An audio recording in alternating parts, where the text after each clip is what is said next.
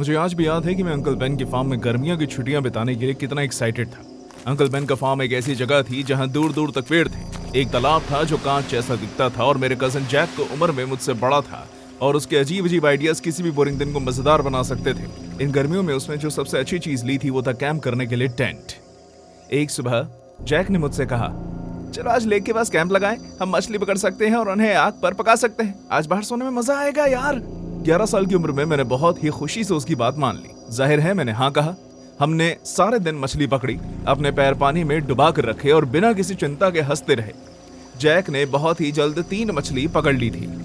मुझे सिर्फ एक मिल पाई और एक पुराना जूता। हमारे डैड्स ने कैंप लगाने और आग जलाने में हमारी मदद की। जैक और मैंने मिलकर बहुत ही ध्यान से मछली पकाई जब तक वो कुरकुरी और थोड़ी जल नहीं गई, ठीक उसी तरह जिस तरह जैक को पसंद थी। जब सूरज पेड़ों के पीछे चला गया, तालाब सुनहरे रंग में बदल गया और पीछे के आंगन में परछाई लंबी और पतली होती गई। मैं तालाब के सुंदर नजारे का मजा ले रहा था जब मुझे अपनी गर्दन के पीछे गुदगुदी महसूस हुई। मेरी आंखों ने जंगल में छानने की कोशिश की और एक पल के लिए ऐसा लगा जैसे कोई हमें देख रहा है, जबकि मुझे कुछ नहीं दिखाई दिया। मैंने जैक से कुछ नहीं कहा क्योंकि मैं जानता था कि वो मुझ पर विश्वास नहीं करेगा, बल्कि वो मेरा मजाक उड़ाएगा कि मैं कैसे बच्चों की तरह रो रहा हूँ। लेकिन मैं घर के पीछे लगे पेड़ों की तरफ देखता रहा जब तक कि वो अंधेरे में गायब नहीं हो गए। जंगल की आवाज भी अपने आप में अनोखी होती है। कयोटीज का एक समूह जंगल में आवाजें निकाल रहा था। उनकी आवाज तालाब में जोर जोर से गूंज रही थी, जिससे रात और भी ज्यादा रहस्यमयी हो गई। खाना खाने के बाद हम टेंट में घुस गए, अंदर से जिप लगा ली और आवाज सुनते रहे। जैक को सोने में कुछ ही मिनट लगे। मैं नियॉन सीलिंग को देखते हुए लेटा रहा। मेरे अंदर अभी भी चिंता की लहर दौड़ रही थी। 15 मिनट के बाद जैसे ही मेरी आंख लगनी शुरू हुई, मैंने एक शोर सुना। टेंट के बाहर लगी आग अभी भी जल रही थी, जिससे टेंट में हल्की परछाई बन रही थी। कयोटीज की आवाज अब दब गई थी और उसकी जगह छोटे छोटे कीड़े मकोड़ों की आवाज ने ले ली थी। अचानक से जंगल में अजीब सन्नाटे का एहसास हुआ। मैंने डर के मारे अपने मन को यह सोचकर मना लिया कि शायद कोई जंगली जानवर होगा कि तभी मैंने टेंट के बाहर किसी को खड़े हुए देखा। झील से आती चांदनी और आग की कोमल गर्म रोशनी में मुझे एक आदमी की परछाई साफ दिखाई दे रही थी। पहले तो मुझे लगा कि ये मेरे डैड हैं, शायद वो ये देखने आए होंगे कि हम कैसे हैं। लेकिन वहाँ जो कोई भी था, उन्होंने एक शब्द भी नहीं कहा, बस वही पूरी तरह से खामोश खड़ा रहा। वो छोटे कद का था और चौड़े कंधों वाला था। मेरा दिल तेजी से धड़क रहा था। मैं मुश्किल से सांस ले पा रहा था। फिर धीरे से वो आकृति नीचे झुकी। उसने अजीब तरह से अपने घुटने मोड़े, जैसे वो हमें जगाना ना चाहता हो। फिर उसने अपने चेहरा टेंट की जालीदार खिड़की से सटा दिया। मैंने हिलना बंद कर दिया। वो मेरे डैड नहीं थे। मैं उसका पूरा चेहरा नहीं देख पाया था, लेकिन मैंने जो कुछ भी देखा था उससे मेरी सांसें चढ़ गई थी। उसकी आंखें बहुत ही बड़ी थी और रात में चमक रही थी, जैसे कोई जंगली भेड़िया अपने शिकार ढूंढ रहा हो। मेरा हाथ पसीने से भीगा हुआ था और मेरा गला सूख गया था। मैं चिल्लाना चाहता था, जैक को उठाना चाहता था, लेकिन पता नहीं मुझे ऐसा क्यों लगा कि मुझे उस आदमी को पता नहीं लगने देना चाहिए कि मैंने भी इसे देख लिया है। कौन जाने कि अगर मैंने शोर मचाया तो ये क्या कर दे। इसलिए मैंने वही किया जो मैं कर सकता था। मैंने अपनी आंखें बंद की और सोने का नाटक किया। अंदर ही अंदर मैं इस बात की प्रार्थना कर रहा था कि यह आदमी बिना किसी मुसीबत के चला जाए। मुझे नहीं पता कि मैं कितने वक्त तक इसी तरह लेटा रहा। हो सकता है कि मुझे कुछ मिनट हो गए हैं, या फिर हो सकता है कि कुछ घंटे। मैंने बस अपनी आंखें बंद रखी और अपनी छाती में दिल की धड़कनों को ड्रम की तरह बजते हुए देखा। और फिर अचानक मैंने पैरों की आवाज दूर जाती हुई सुनी। मैं पूरी रात जगा हुआ था। मैंने तब तक अपनी आंख नहीं खोली जब तक कि सूरज की पहली किरण टेंट पर नहीं पड़ी। जैक अभी भी मेरे बगल में खर्राटे मार रहा था, इस बात से अनजान कि क्या हुआ था। जब हम आखिरकार उठे और हमने टेंट की जिप खोली तो बाहर की घास ओस से गीली हो गई थी और उन पैरों के निशान थे। पैरों के निशान काफी बड़े और बिना जूतों वाले थे, और वो जो भी था उसने टेंट के चारों ओर चक्कर लगाया था। मैंने जैक को बताया कि मैंने कल रात क्या देखा और वो ये सब सुनने के बाद चिल्लाया। उसकी आवाज सुन मेरे डैड और अंकल फौरन आ गए। मैंने उन्हें इस आदमी के बारे में बताया। उन्होंने घर के पीछे देखा, पेड़ों के आसपास ढूंढा और यहाँ तक कि तालाब के पास भी चक्कर लगाया। रात के समय घर से बाहर कोई भी नहीं गया था और इस बात का कोई नामो निशान नहीं था कि कोई घर के पास था। किसी के भी पैरों के निशान या जूतों के निशान नहीं मिले, सिर्फ टेंट के पास छाप थी। मेरे डैड ने कहा कि शायद वो कोई भालू हो सकता है। अंकल बेन ने कहा कि ये कोई आवारा आदमी हो सकता है, लेकिन मुझे अभी भी वो आंखें याद है और उसके चेहरे की परछाई जो जाली की खिड़की से दबा हुआ था। हमारे टेंट के बाहर जो कोई भी था वो मदद के लिए नहीं आया था। उसकी जरूर कोई बुरी नीयत थी।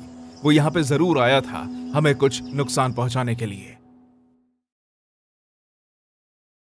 मैं अभी भी कैंप इकोपाइन में जो हुआ उसके बारे में बात नहीं करना चाहता। मेरे पेरेंट्स का कहना है कि मैंने कोई कहानी बनाई है। काउंसलर्स का मानना है कि वो पेड़ों की परछाई का धोखा था, लेकिन मैं जानता हूँ कि मैंने क्या देखा था। जब मेरे पेरेंट्स ने मुझे समर कैंप में ड्रॉप किया तो मैं बहुत एक्साइटेड था। बच्चे हर जगह भाग रहे थे, मैं नए दोस्त बनाने के लिए एक्साइटेड था। हमारे कैंप काउंसलर ने हमें अपने कैंप असाइन कर दी। लड़कियों का केबिन बाएं ओर था और लड़कों का दाएं ओर। मेरे साथ कमरे में 3 और लड़के रुके हुए थे और हमें पूरे दिन मजे करके बहुत अच्छा लग रहा था। डिनर करने के बाद हम अपने अपने केबिन में चले गए क्योंकि अगली सुबह हमें ट्रैकिंग करने के लिए निकलना था। थका हुआ होने के बावजूद मुझे ढंग से नींद नहीं आई क्योंकि मैं एक नई जगह पर था। जब मैं हिलता बंक बेड के चरमराने की आवाज आने लगती और केबिन से पुरानी लकड़ी और कीड़े मरने की दवाई की बदबू भी आ रही थी, लेकिन धीरे धीरे मेरी आंख लग गई। उस वक्त शायद आधी रात हुई थी जब मुझे वॉशरूम इस्तेमाल करने की जरूरत महसूस हुई। मुझे जरूरत से ज्यादा नींबू पानी पीने पर पछतावा हो रहा था। आउट हाउस ज्यादा दूर नहीं था, लेकिन अकेले बाहर जाने के ख्याल ने ही मुझे बुरी तरह से डरा दिया।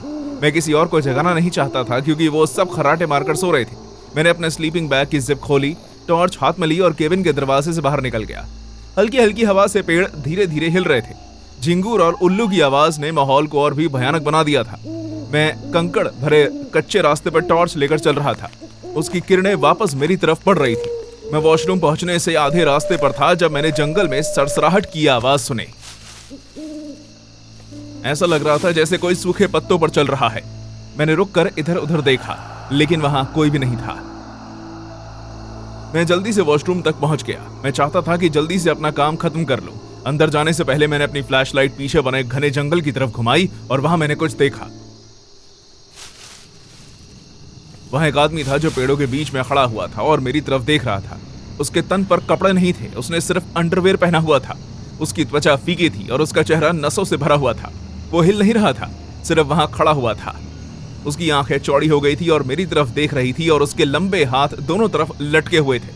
डर के मारे मेरी सांसें अटक गई क्योंकि वो ज्यादा दूर नहीं खड़ा था और हम दोनों के बीच बना फेंस टूटा हुआ था।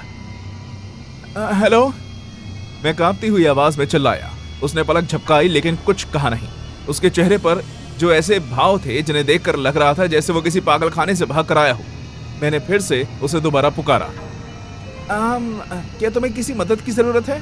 उसने इस बार भी कोई जवाब नहीं दिया, लेकिन इस बार वो मुस्कुराया। मेरा शरीर मुझे चीख चीख कर कह रहा था कि यहाँ से भागो, लेकिन मैं हिल भी नहीं पा रहा था।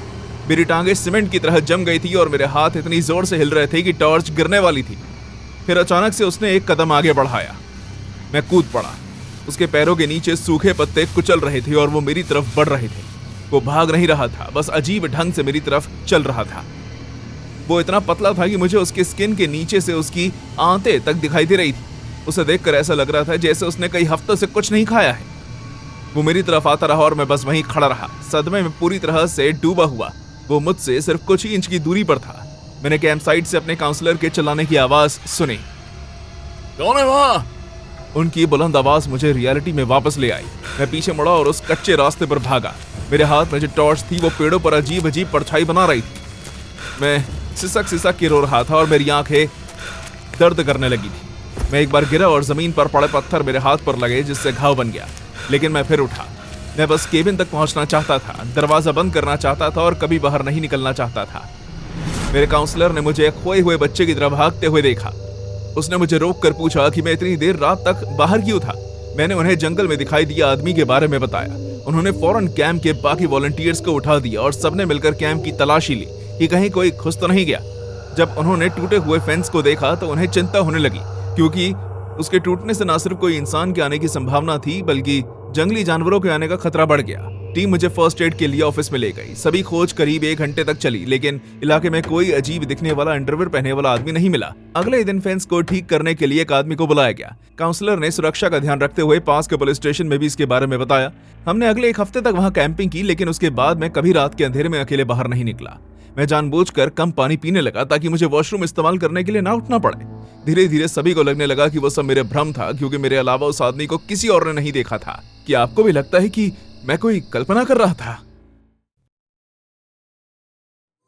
हाय, मेरा नाम ट्रेस्टन है और पिछले महीने मैंने समर कैंप अटेंड किया था। मैंने कभी नहीं सोचा था कि भूत प्रेत की बातें सच होती हैं। कम से कम कैंप नाइट शेड ग्रोव से पहले तो नहीं। ये बस एक और गर्मी की छुट्टियां थी जिसमें हम क्राफ्ट, कैनोइंग, कैंप फायर और शायद किसी पर क्रश होने की संभावना थी। लेकिन तीसरे दिन मैंने लोगों को ऐश कैबिन के बारे में बात करते हुए सुना। एक सुबह जब हम क्ले क्राफ्ट्स बना रहे थे, तब हमसे बड़ी उम्र की एक लड़की ने जंगल में इशारा करते हुए कहा, वहां दूर कहीं एक पुराना केबिन है। 1950 में उस केबिन के अंदर एक काउंसलर बुरी आग की चपेट में आ गए थे। लोगों का कहना है कि उन्होंने मदद के लिए बहुत चीख मारी, लेकिन कोई भी वक्त रहते वहां पहुंच नहीं पाया। उनका शरीर कभी किसी को नहीं मिला। यहाँ रुकने वाले कैंपर्स का कहना है कि कुछ रातों को उन्होंने जंगल में किसी आदमी को चलते हुए देखा है और उसके आसपास जलने की बदबू आने का एहसास भी किया है। मेरा भाई कहता है कि अगर आपको अपने टेंट के बाहर किसी के चलने की आवाज सुनाई दे तो अपने टेंट से कभी बाहर मत निकलना, क्योंकि वो अभी भी अपनी जगह किसी को ढूंढ रहा है, कोई ऐसा जो उसकी तरह जलेगा। वो ऐसे हंसने लगी जैसे ये सब कोई मजाक हो। हालांकि उसके लहजे से लग रहा था कि उसे स्थिति की ज्यादा गहरी समझ है। मैं इसके बारे में सोचना बंद नहीं कर पा रहा था, इसलिए मैंने लंच के वक्त अपनी बेस्ट फ्रेंड लूसी और ब्रायन से उस केबिन में चलने के लिए पूछ लिया। जब मैंने उनसे पूछा तो लूसी ने मुस्कुराते हुए कहा, हाँ बिल्कुल, क्यों नहीं। आर्चरी रेंज के पीछे पेड़ों के बीच उसे ढूंढने के लिए हमें 15 मिनट चलना पड़ा। ऐश केबिन सुनसान, जर्जर और धूप से झुलसा हुआ था। छत झुकी हुई थी, खिड़कियां गायब थी और जब हम अंदर गए तो दरवाजा चरमरा रहा था। सब कुछ सुनसान लग रहा था, लेकिन बदबू बहुत अजीब सी थी। ऐसा लग रहा था जैसे कल ही वहां कुछ जला हो। जली हुई लकड़ी और पुराना धुआं हवा में तैर रहा हो, तेज और भारी। हम ज्यादा देर तक नहीं रुके। ब्रायन ने कहा कि उसे ऐसा लगा जैसे हमें कोई देख रहा है। मैंने ऐसा दिखाया जैसे मुझे डर नहीं लग रहा था, लेकिन मैं परछाई को देखे बिना नहीं रह सका। किसी के बाहर आने का इंतजार करते हुए जब तक हम कैंप साइट नहीं पहुंच गए, मुझे लगा कि बस यहीं सब खत्म हो जाएगा। लेकिन उस रात कुछ ऐसा हुआ जिसकी कल्पना भी नहीं की जा सकती थी। रात के करीब 1 बजे जब मेरी आंखें खुली तो मुझे जली हुई लकड़ियों की बदबू आ रही थी। एक पल के लिए मुझे लगा कि हमारे केबिन में आग लग गई है। मैं बिस्तर पर उठ बैठा, खांसा और कमरे में चारों ओर देखा। बत्तियां बुझी हुई थी, बाकी सब सो रहे थे और आग का कोई निशान नहीं था। बस उसकी गंध हवा में घुट रही थी, हर पल बढ़ती जा रही थी। मैं बिस्तर से उठा और खिड़की के पास गया, ये देखने के लिए कि कहीं बाहर कुछ जल तो नहीं रहा। तभी मैंने उसे देखा। वो शीशे से बस कुछ इंच की दूरी पर था। एक लंबा आदमी, या फिर वो जो कभी आदमी था। उसका आधा चेहरा मोम की तरह चिकना और गुलाबी था और आधा काला पड़कर टूट रहा था। उसके सर से धुआं निकल रहा था जैसे उसके बाल अभी भी जल रहे हों। लेकिन सबसे बुरी बात उसकी उभरी हुई आंखें थी, जो गुस्से से मुझे देखते हुए अपनी कटोरियों से बाहर निकलने को बेताब लग रही हूँ। उसकी नफरत गर्मी की तरह निकल रही थी। मैं जोर जोर से चीखते हुए खिड़की से नीचे गिर पड़ा। मेरे सभी दोस्त ये सोचकर जग गए कि मैंने कोई बुरा सपना देखा है, लेकिन उन्होंने मुझे जमीन पर दुबका हुआ पाया। मेरा चेहरा खिड़की की तरफ देख रहा था। जब तक सबने खिड़की देखी वो आदमी गायब हो चुका था। धुएं की बदबू बनी रही, जो मुझे पूरी रात जगाए रखने के लिए काफी थी। अगली सुबह मैंने लूसी और ब्रायन को बताया कि मैंने क्या देखा, और मुझे पूरी उम्मीद थी कि वो या तो हंसेंगे या फिर आंखें घुमाएंगे, लेकिन उन्होंने ऐसा नहीं किया। उन्होंने बस बात करना बंद कर दिया। मुझे ऐसा लगा जैसे मुझे भी कोई बदबू आई है, लूसी ने धीरे से कहा। हमने कैंप की नर्स को सब कुछ बताया। उसने कहा कि ये सब पहले हफ्ते की घबराहट थी, या शायद कोई बुरा सपना था। लेकिन ये सब मेरे दिमाग की कल्पना नहीं थी। वो चेहरा, धुआं, गुस्सा, ये सब मेरी यादों में हमेशा के लिए बस गया था। मैंने अपने मॉम डैड से मुझे लेने आने की जिद की। उन्हें लगा कि मैं ओवर रिएक्ट कर रहा हूँ, लेकिन वो 2 दिन बाद आए और मुझे ले गए। उसके बाद से मैं कैंप नाइटशेड ग्रोव कभी वापस नहीं गया और ना ही कभी जाना चाहता हूँ। मैंने कुछ महीने पहले इसके बारे में ऑनलाइन पढ़ा। आग सच में लगी थी, मतलब सच में। साल था 1953। काउंसलर का नाम डेविड ग्रे था। एक तूफान के दौरान जब वो केबिन बनाने में मदद कर रहे थे तो एक लैंटर्न उनके ऊपर आकर गिर गई। आग तेजी से फैल गई। लोगों को बहुत बाद में पता चला कि उस केबिन में कोई फंसा हुआ था, जिसे अब ऐश केबिन के नाम से जाना जाता है। किसी ने कभी भी उस केबिन की मरम्मत नहीं की। उन्होंने उसे यूं ही बर्बाद होने दिया, लेकिन उस केबिन को हटा देना चाहिए था। कुछ चीजें छिपी नहीं रहती और कुछ आत्माएं शांति से रहना नहीं चाहती। वो आपसे बदला लेना चाहती हैं।